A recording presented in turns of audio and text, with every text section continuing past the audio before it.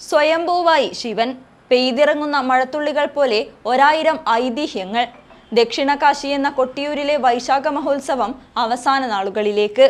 June 20 ശനിയാഴ്ച ഉച്ചവരെയാണ് സ്ത്രീകൾക്ക് അക്കരെ സന്നിധിയിൽ പ്രവേശനം.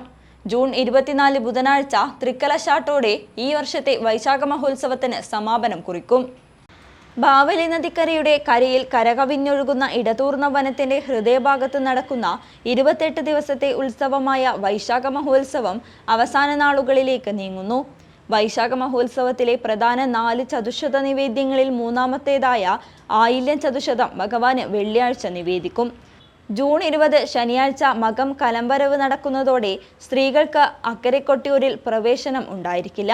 മകന്നാൾ ഉച്ചയ്ക്കാണ് സ്ത്രീകൾ അക്കരെ കൊട്ടിയൂരിൽ നിന്ന് തിരിച്ചിറങ്ങുക.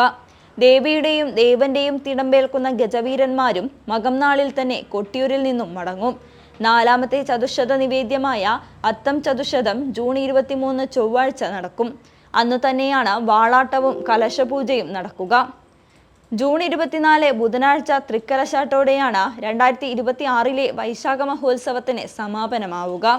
വമ്പിച്ച ഭക്തജന തിരക്കാണ് കഴിഞ്ഞ ദിവസങ്ങളിലും ഇന്നുമായി കൊട്ടിയൂർ വൈശാഖ മഹോത്സവ നഗരിയിൽ അനുഭവപ്പെടുന്നത്. മകം കലംവരവായ ശനിയാഴ്ചയും വലിയ രീതിയിലുള്ള ഭക്തജന പ്രവാഹം തന്നെയാണ് കൊട്ടിയൂരിൽ പ്രതീക്ഷിക്കുന്നത്.